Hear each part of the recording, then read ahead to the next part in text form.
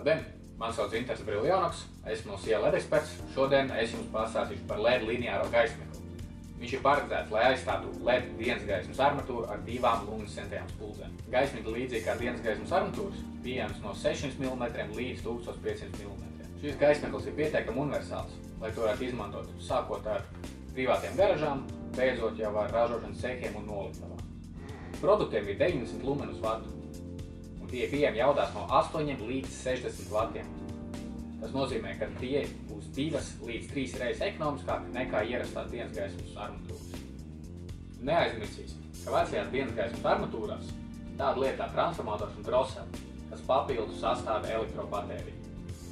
Šie LED gaismekļi nesatur dzīvesudrabu, un tiem nav nepieciešama speciāla utilizācija salīdzinājumā ar vecajām dienas gaismas spuldzēm.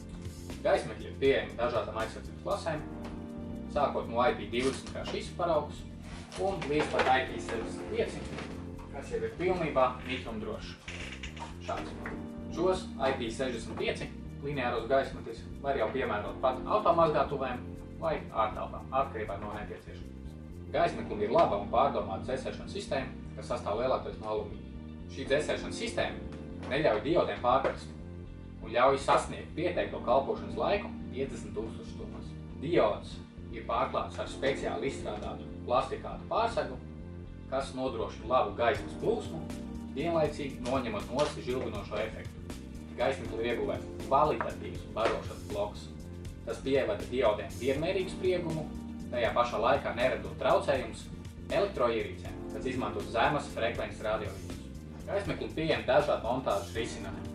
To var gan iekarināt, vai arī montēt pie virsmas. Starp mūsu klientiem šis ir viens no pieprasītākajiem produktiem, pateicoties kvalitātei, cenai un universālajām izmantošanas iespējām. Nu ko, paldies par uzmanību! Ja jums patīk šis video un uzzinājāt kaut ko jaunu, spiediet pogu patīk, abonējiet mūsu kanālu, lai uzzinātu jaunumus, kā arī sekot līdz jaunākajiem klipiņiem, un uz drīz tikšanos!